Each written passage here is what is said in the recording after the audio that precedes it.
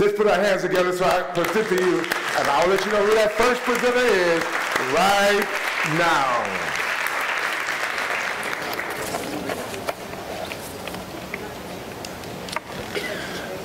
Dr. Alex Ortega is a professor of public health policy and psychiatry and biobehavioral sciences at the University of California, Los Angeles, UCLA.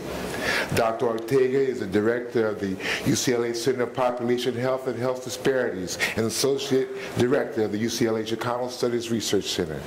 He has conducted public health research among Latino families and children in California, New England, and U.S. Commonwealth of Puerto Rico. Dr. Ortega's work has been funded by the National Health Institutes, the Agency of Health Care Research and Quality, the Veterans Administration, and private foundations. He is a recipient of multiple research professional awards by the Latino Caucus of the American Public Health Association. Prior to his UCLA appointment, he was on the public health faculty for Yale University in New Haven, Connecticut. Ladies and gentlemen, remember what I say. Write, listen, ask questions, think, put your hands together to welcome Dr. Alex Ortega.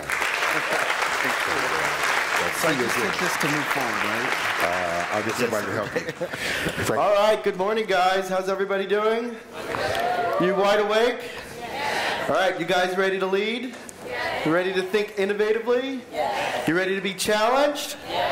Okay, so my name is Alex Ortega. I'm a professor at UCLA. I run a research center where we do a lot of community interventions, different kinds, all public health related.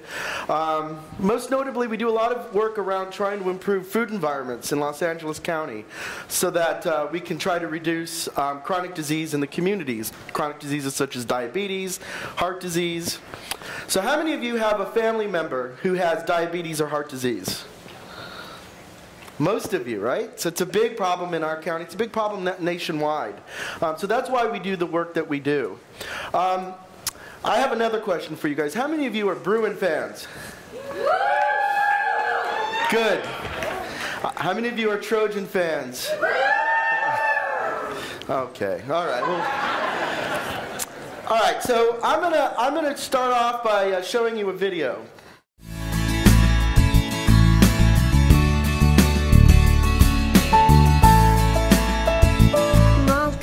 Have this. Please, Mommy, please. Please, Mommy, please. Mommy, please.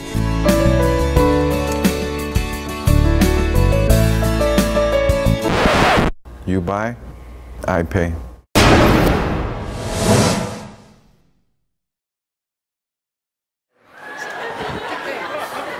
So, part of what I do in my work is I work with other high school students, much like yourselves, and we get them to think about problems in their community. They come up with strategies to try to intervene on those problems. They develop interventions. They evaluate their interventions, and they also disseminate their findings. And they usually do it through videos.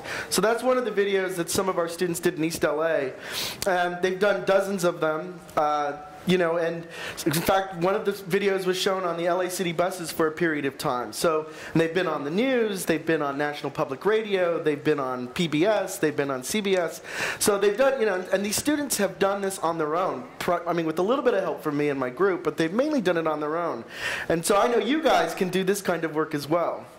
So I want to just talk a little bit about, let me see if I can get this to go here. Oops, it would be helpful if I hit the right button, right? So what is health? So you guys have probably heard a lot about medicine and nursing and other, these kinds of fields. But what is health and what is public health? So the WHO, which is the World Health Organization, defines health as the state of complete physical, mental, and social well-being, and not merely the absence of disease or infirmity.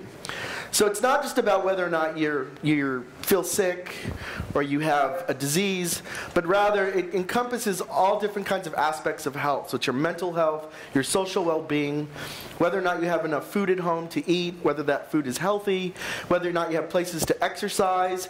Do you feel safe at school? Do you feel safe in your community?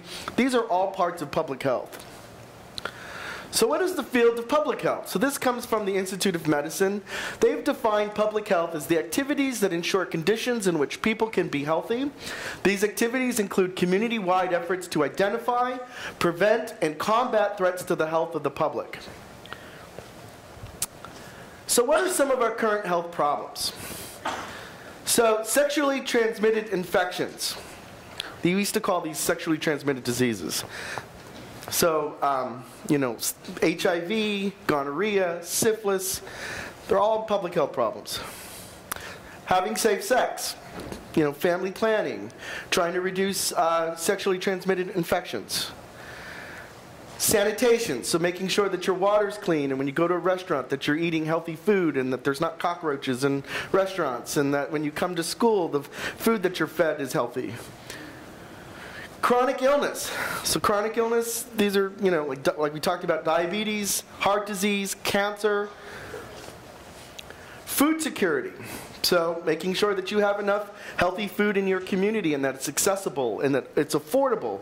So, and that when you go and you purchase food at a grocery store or at a corner store, that you go home and you prepare it in a healthy way and you know how to eat healthfully. Infectious diseases, so like Ebola. You guys probably remember the Ebola epidemic a few months ago, and people were really scared about that. That's all public health. Gun violence. This is a big topic right now.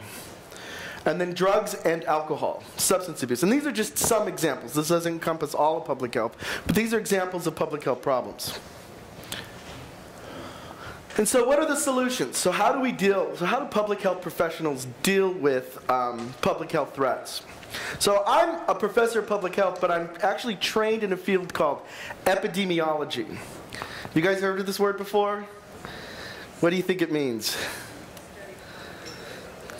Study of epidemics, right, good. It comes from the root word epidemic. Oftentimes people think I'm a skin doctor because they think of epidermis, but that's not what it is. It's the study of epidemics. And so we have a variety of tools in our toolbox to deal with public health problems. It includes having community forums, so educating the community about public health problems and how to prevent them. Media advocacy, we work with, radio, television, print, websites, try to get information out so people can access healthy information. Like WebMD, I don't know if you guys are familiar with WebMD, that's a public health intervention strategy. Healthcare, so we work with healthcare delivery systems, we work with doctors, we work with nurses, we work with other kinds of medical professionals. We create policy. So, making sure that all kids in schools are properly vaccinated so they can't spread communicable diseases. We have science, epidemiology, we use statistics, we have survey research methods, we do bench science, we do physiology, we do genetics, that's all public health.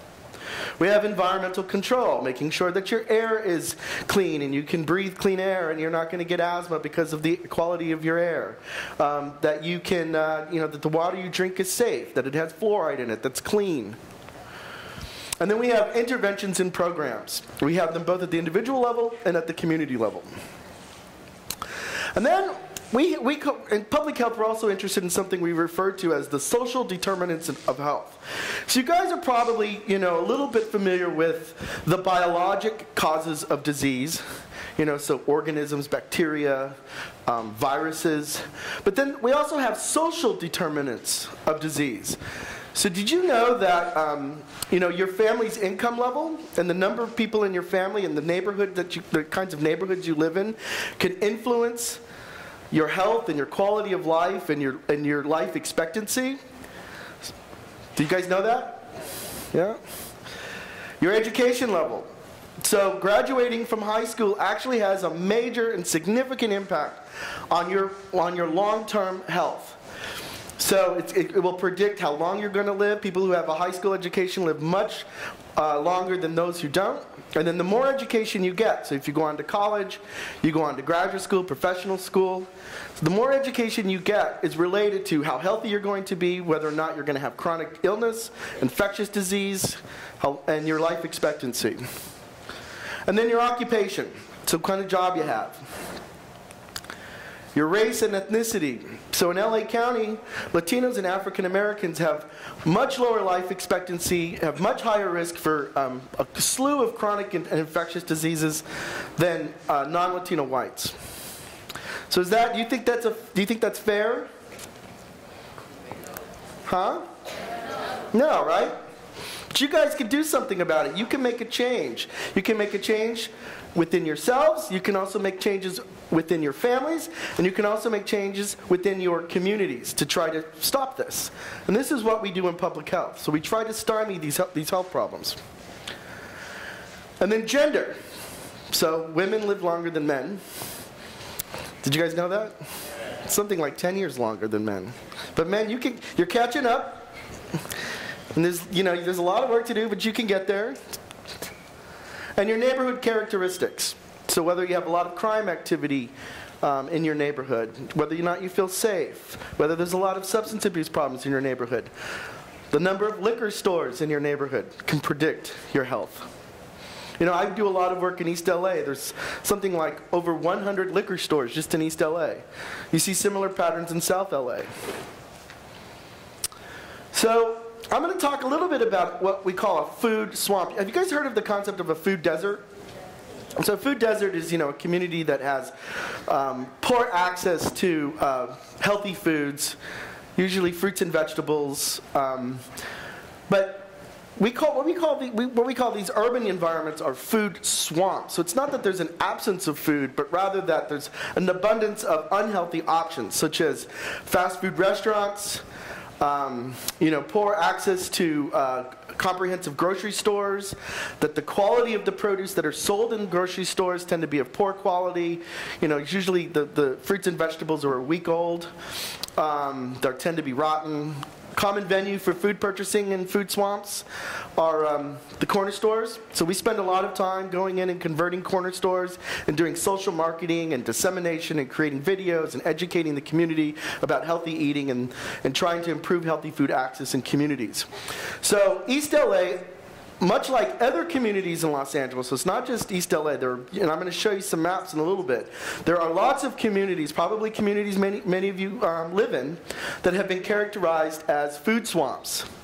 So a food swamp is a community with poor access to comprehensive grocery stores and foods recommended as a basis for a healthful and balanced diet. So here are some maps. I'll just show you here, it kind of separates here. So so this gets at the, so on the left are just supermarkets. So this includes your Vons, your Ralphs, your Pavilions, all grocery stores. So you can see there's lots and lots of grocery stores in LA County. So LA County really isn't a food desert. But what you'll find is that in some low-income neighborhoods, there are an absence of healthy grocery stores. So places that sell organic foods, foods that are less processed. So you can see that what you find in these kind of green areas, these are neighborhoods that are a little bit more affluent. You find a larger number of healthy grocery stores and other healthy venues like farmers markets. But in pretty much the rest of LA, you got nothing, right? No green. And this is looking at the prevalence of overweight and obesity in the county. And so basically, the darker the red, the higher the rates of obesity in overweight. Can you guys see your community on the map? Does it look good? All right, so now this is a map of the food environment in LA County. And so all you have to know is that the dark red spots, these are hot spots for unhealthy communities. So these communities have lots of fast food restaurants, lots of liquor stores, convenience stores, an absence of healthy grocery stores. And what you find is in that these spots, the kind of pink areas and the dark red areas, there's also high rates of obesity and obesity-related chronic disease. So what can you guys do? So you guys can mobilize, and you can create change in your communities. And you can create market demand for healthy food. It doesn't have to be just East LA. That's just where I do some of my work. So just a little bit about what I do with what we do with our students. We have an academic pipeline, so they come and they work with UCLA professors and graduate students, as well as some people from USC. We allow them in. And they interact with public health professors, with scientists. They learn about nutrition, public health. We also use a social justice framework to design our interventions. Students are taught to be community health educators. They're engaged in the corner store makeovers over a long period of time. So this is not just like a weekend thing. Our interventions take place over a period of like 2 to 3 years. They gain media and visual production skills, which they love. They love. You guys, I know you guys all love using videos and creating videos and going on YouTube. And then they create brand identity and fruit and vegetable social marketing campaigns. So these are some of the students converting a store. They actually converted a vacant lot next to one of the stores to be a community garden. And they learn about health risk. And that, this idea, what I talked about earlier, that, where you live, your family risk factors can all influence your risk for poor health. So for those of you who raised your hands and said you had a family member with diabetes or heart disease, you are much more likely to also get diabetes and heart disease later in life, just because you have a family member who has it. Some think it might be genetics, maybe it's behavioral, maybe it's a combination of the two, but it's something to think about. And then this is just a quote from one of our students. She says, all the videos we did were our ideas, like we made them and they came out of our stories.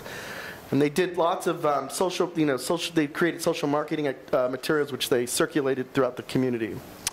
So here's another video.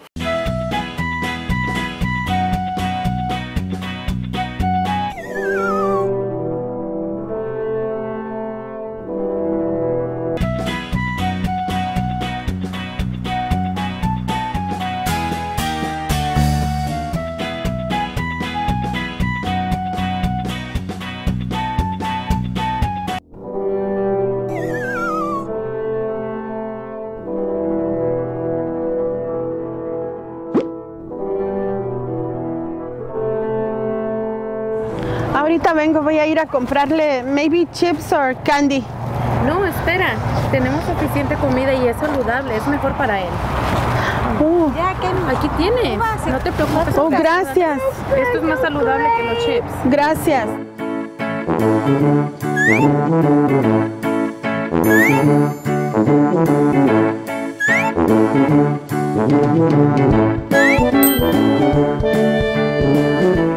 Gracias, mamá, eres una super mamá.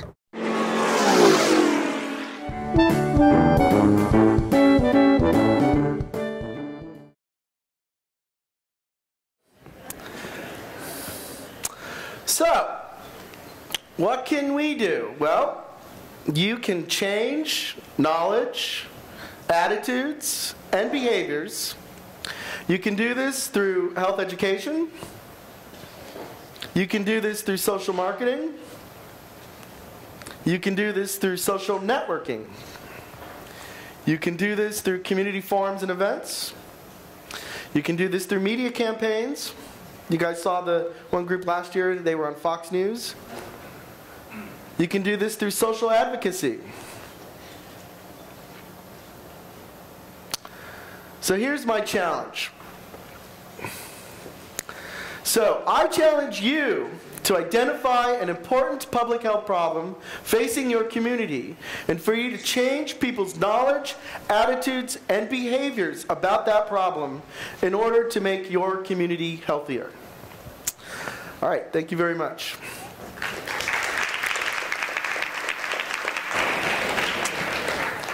So now we have time for questions. And I'm going to need some help with the lights because I can't see the hands. But I saw a hand over there. I did see a hand. If you can just stand up. I can't really see you guys. I feel like some kind of movie star or something up here with these lights hitting me. Go ahead. I think they're going to get you a mic.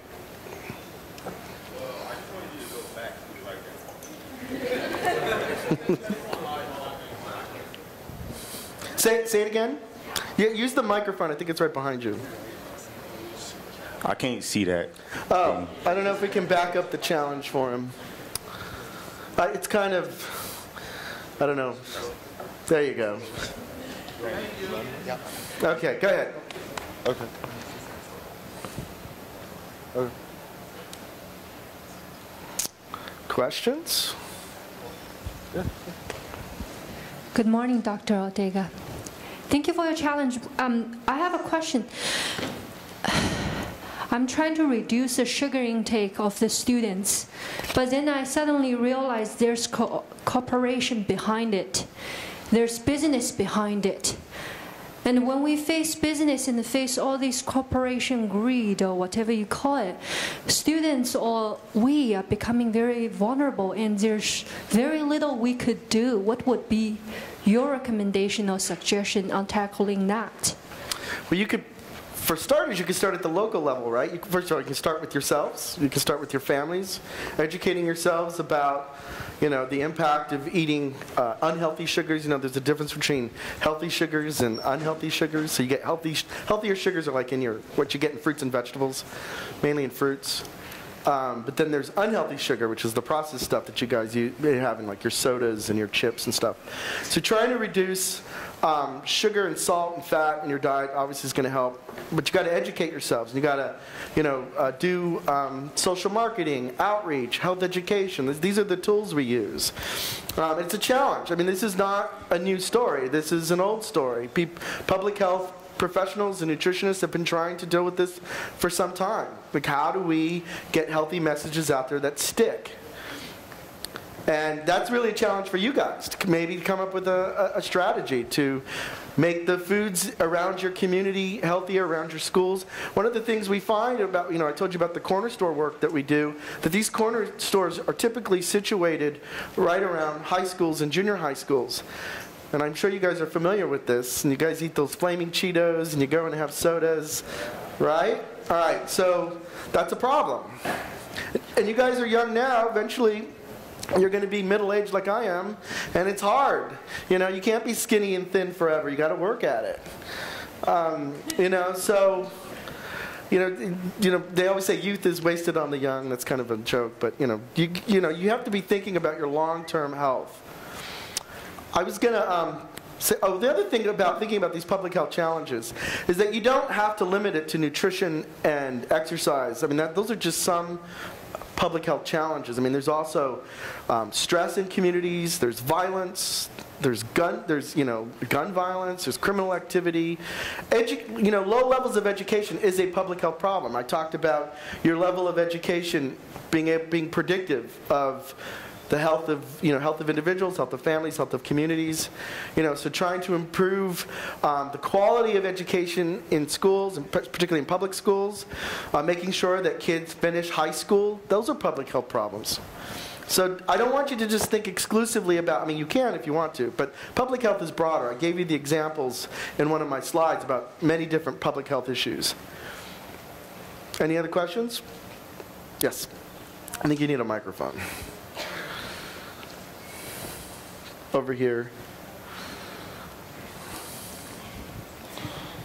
Thank you. Good morning, Mr. Ortega. In your point of view, why do you think most of America choose to eat unhealthy food when knowing the consequences of it? Wait, say the question again. Sorry. It's okay. In your point of view, why do you think most of America choose to eat unhealthy food when knowing the consequences of it? I think it's a complicated problem. One is just access to healthy food, so just having healthy choices available. There's also the affordability. Healthy foods generally are more expensive than unhealthy foods. Not always, but usually.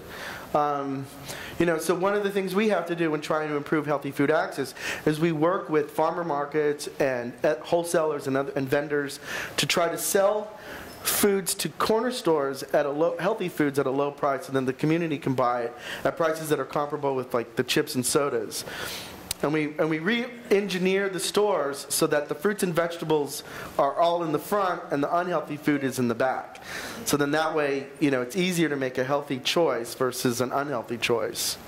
But there's all kinds. There's the way that you eat as a child is going to influence the way you eat as an adult. Your eating patterns, whether or not there's some studies that have shown that families that eat together generally have better diets, and the kids will end up having better health eating behaviors when they get older. So there's a slew of factors. It's not just one single factor, but it's also the messaging. It's also, unhealthy food is tasty. So, we can't deny that, right? Fat and sugar is tasty. So trying to make healthy foods tastier and prepare them in a way that people will want to eat them, I think is... So you guys, some of you might want to do, cooking demonstrations, or maybe come up with creative recipes. There's all kinds of things you can do. Any other questions? Thank you. Yes. Well, I know you just told us not to focus on food, but how much fruit intake per day is considered healthy? I think I think it depends. You're supposed to get about 6 servings, but serving is not that big. So it's fruits and vegetables. Mm-hmm. You should have it part of your diet. Are you guys familiar with My Food Plate? All of you should be familiar with My Food Plate. So, about a quarter of your plate at every meal should consist of fruits and vegetables, and that would take care of it for you. Okay. So, if you guys aren't familiar with My Food Plate, you should probably go and look it up online, or talk to your health teachers about My Food Plate. And I didn't say not to necessarily focus on food and exercise. I'm saying just think of public health and the health of your community broadly, not just focus on, although healthy eating in communities is an important public health problem. Yes, over there. You mentioned that public health is also defined as mental and mentally mm-hmm. healthy and socially healthy. So would social justice issues like gender equality and raising awareness about sexuality and different genders, would that be defined as helping with public health? Yes, so that's very good. Yeah, so I talked a little bit about the social determinants of health. So trying to reduce gender discrimination, racial and ethnic discrimination, trying to reduce stress in communities, stress in individuals. Those are all public health issues.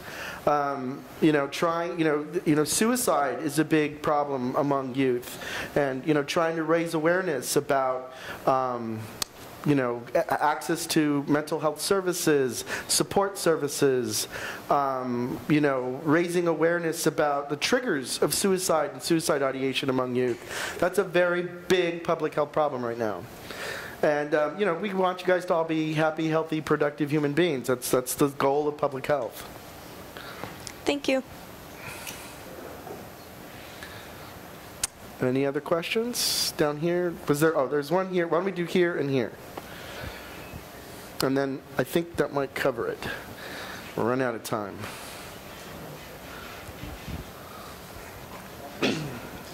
Good morning. If the government knows that the community is, if they have a large number of liquor stores and the government is aware, why is it that they continue to let it happen, or it permits to sell alcohol even more? So that's a local problem. So this was a problem in South LA, and what the city did was the city organized, it was not really the city, but community members and community-based organizations in South LA organized to limit the number of fast food restaurants in South LA. You can do the same thing with liquor stores. That's really a city issue, and maybe you want to come up with a campaign to work with local politicians to raise awareness about liquor stores and their impact on communities, and and also raise awareness among kids in your schools, people in your community about liquor stores and the impact they have on mental health, substance abuse problems, physical health. So it's really, that's done at the political level. Thank you. Yep. Hello, Dr. Ortega. I had a question about public health in general because, well, I know a lot of students from my community who like major and they declare their major as public health, but I'm a very open-minded person, so I'm not really sure like what I want to do.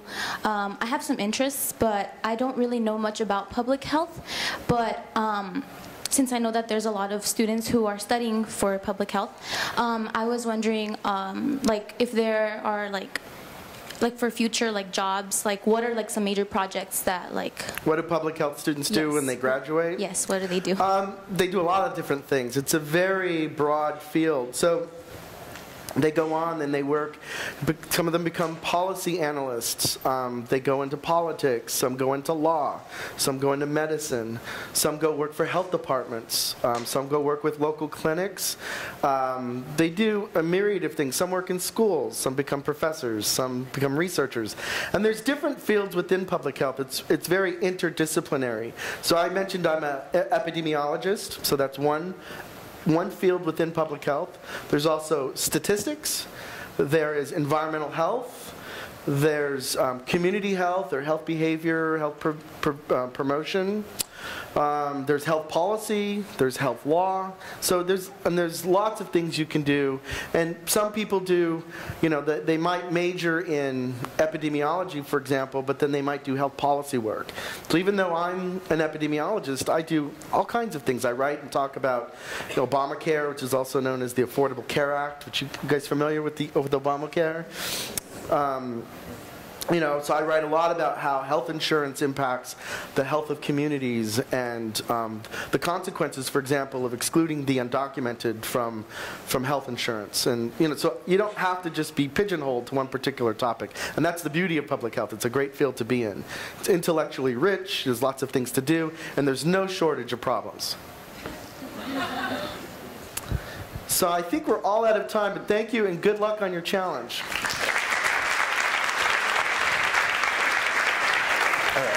Thank you so very much, Alex. Thank you very much. One more hand for Dr. Alex Ortega. All right.